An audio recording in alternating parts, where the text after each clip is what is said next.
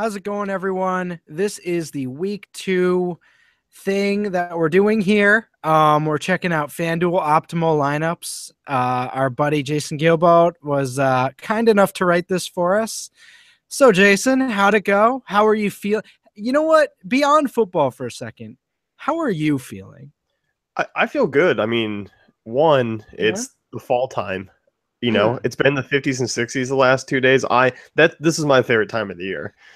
What do people call like when there's a bunch of leaves on the ground in It's like called a fall. no, no, there's a word where all the leaves are together and they you rake them in and they call them something special, and then you go to Yankee Candle and buy some candles and Autumn? stuff. There's a specific word for all the little sticks A and stuff. bundle? No, we're not getting there. If we were playing Pictionary or like charades or something, my timer would run out and we just wouldn't get there. So Yeah. that's unfortunate. But yes, it is fall, and you know what that means. Cam Newton's stealing laptops. So Oh my God. um, anyway, let's check out the cash and GPP lineups that popped up here from FanDuel. What are you looking at here? Well, speaking of Cam Newton, he comes in as the top QB this week. Oh, So very nice look segue. at Um, I like him this week. I mean, is he a bad play? Certainly not. Do I feel like I like a lot of guys cheaper than him at quarterback? I do, and I think that's the route I'll be heading. I don't mind Newton. 9K, it's a little pricey for me, but obviously a great matchup against San Francisco, who obviously you're going to look at 2016 numbers.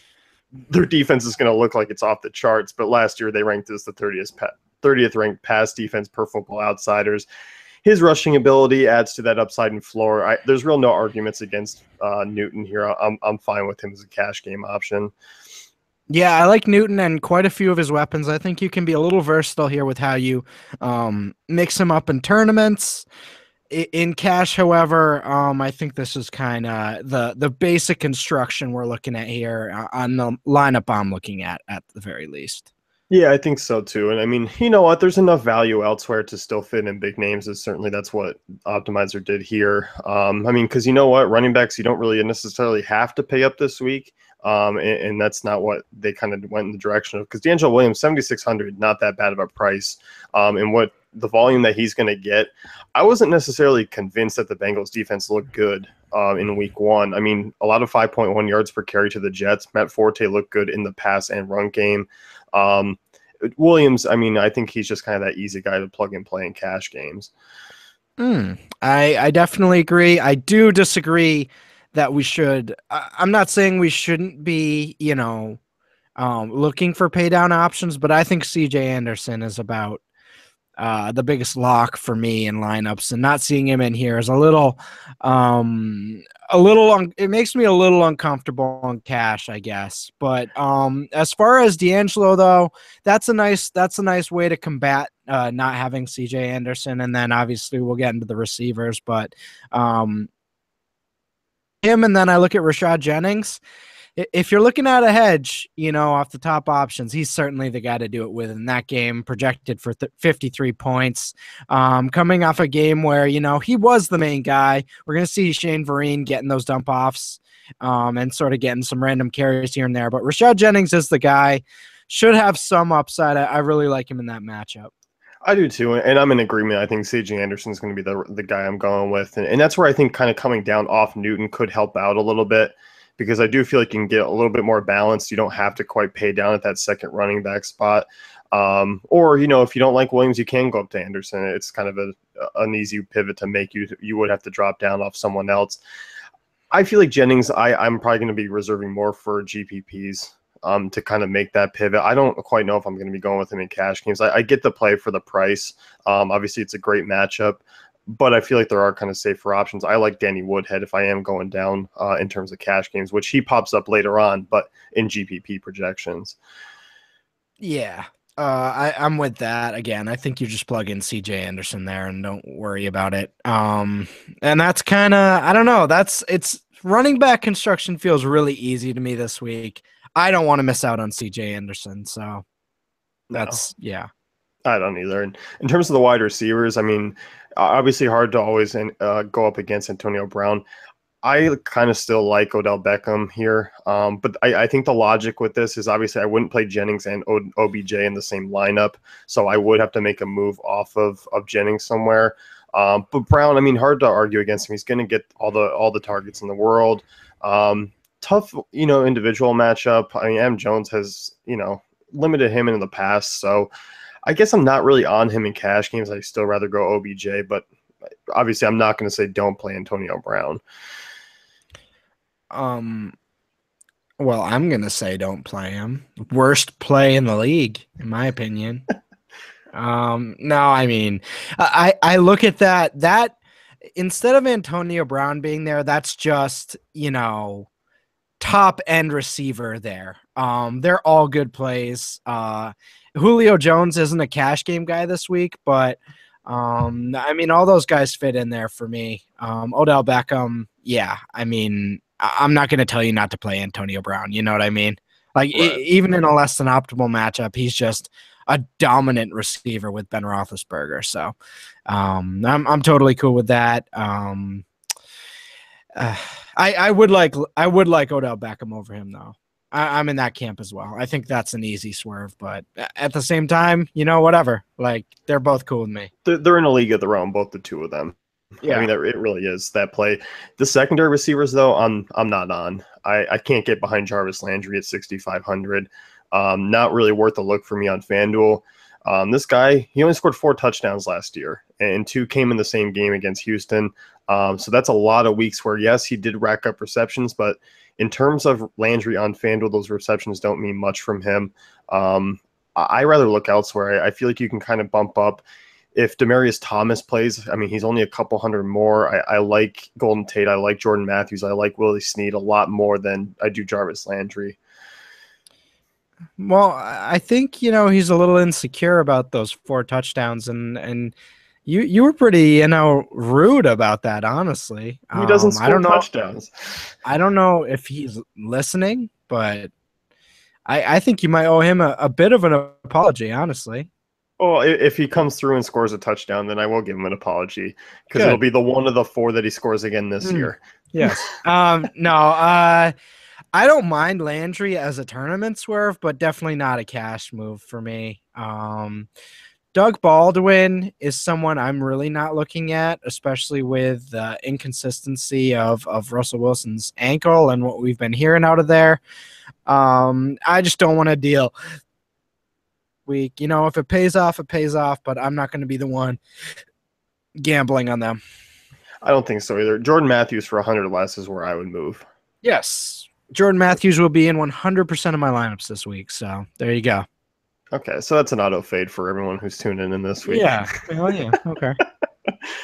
In terms of the rest here, I mean, Antonio Gates, I like his price at 5,900. For me, I think with Allen out in this matchup against Jacksonville, he'll bounce back. Obviously, it was a tough matchup against Kansas City in week 1. I just think at that price, you can pop him in a cash game and feel pretty good. Dustin Hopkins, I don't really have opinions on kickers here in terms of what the optimizer chooses, but San Diego, I don't like that defense one bit. At 4K, I know it's cheap. I know they're just kind of punting defense here, but I don't know. I can't get behind going that down. I can't. Did you say Dustin Hoffman? No, Hopkins. Oh, I was gonna say that'd be quite the FanDuel play. I don't know what he's been up to. I don't know how many field goals he's gonna be kicking this weekend though. I'm not commenting on the Chargers. That's just not something I'm into. No thanks. No. Thanks, but no thanks. Yeah, I can't go. I rather spin up. I feel like the Packers, Ravens, Redskins is about as cheap as I'll go. Yeah, absolutely. And I like the Patriots too. Yeah, you can toss them in there. So we're looking at this GPP lineup. Same wide receiver which makes sense in some ways. But I'm just not in on a Doug Baldwin with an unhealthy Russell Wilson. Yeah, I'm really not either. I do like it as a pivot, but I'm in agreement. I think this one is just kind of, I don't know. I feel like I'd rather lean in other directions. I still like Marvin Jones. I still like all those other guys that I mentioned earlier.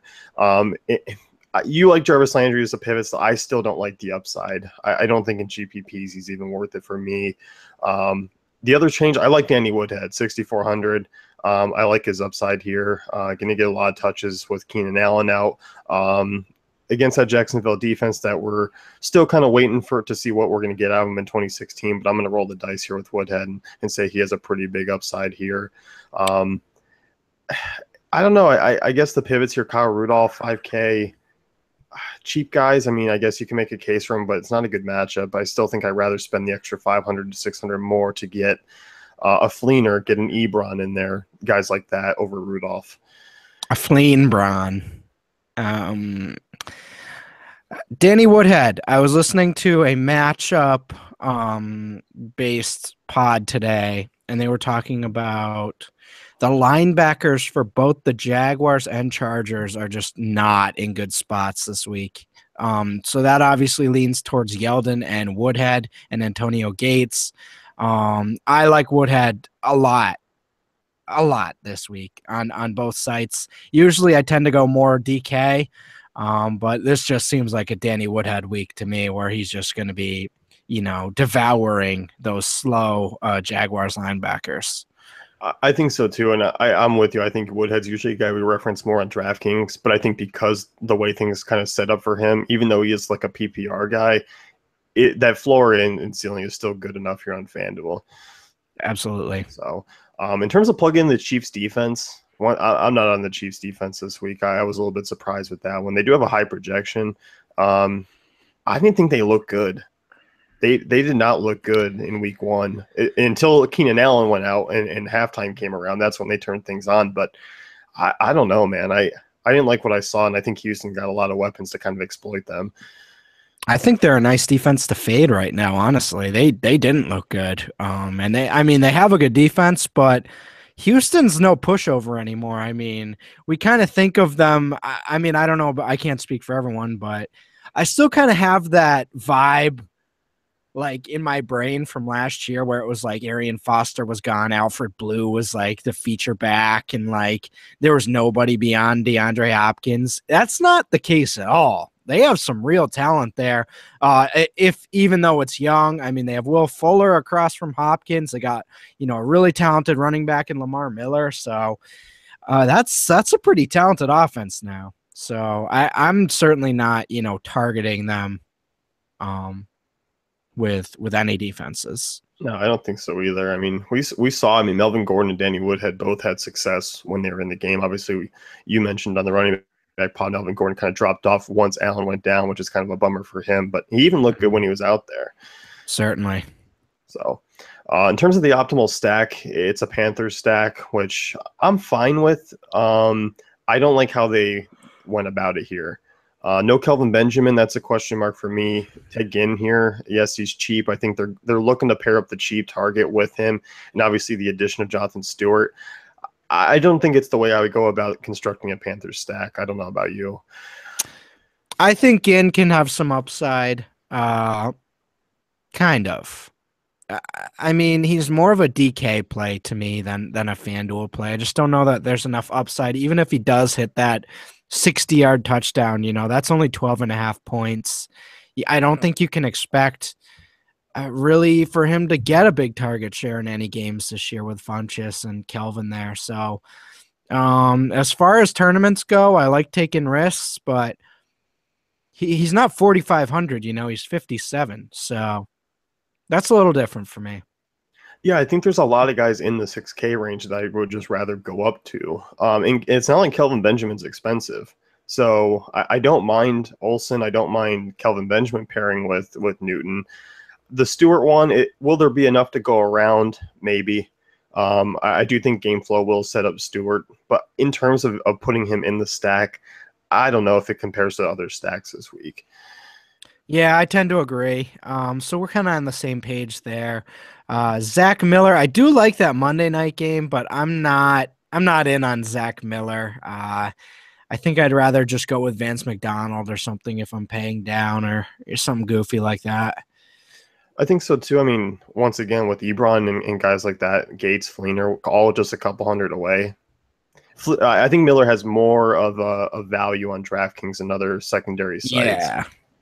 Hmm. So overall, I don't mind the Panther stack, but I think I just make a little bit of tweaks to it. I do like the fact that Williams and Brown are still in there. I think, well, I mean, you look at last week, they hit on that D'Angelo Williams, Spencer Ware, Antonio Brown core. It wasn't hard to hit on, but it was in all those lineups. So, I mean, if the core is there again this week, it should be able to kind of round out everything. Certainly. And again, I think I just move. So take out Doug Baldwin, put in Kelvin, and then find some value play instead of Ted Ginn, and that's kind of what I'd be down to roll with. Yeah, I think so too. I don't mind the Panther stack. I think it just needs a little bit of tweaking here. Yep, absolutely. So thanks for tuning in, guys. As always, you can check out, our optimizer that we got all this information from. I've really been using it to help me quite a bit in the first 2 weeks, so I highly suggest it as well. We have this YouTube channel. If you're feeling like you're liking the stuff we're putting out, maybe give us a like and subscribe to the channel there. So anyhow, we'll be here. Check us out in week 3. Thanks for tuning in, guys.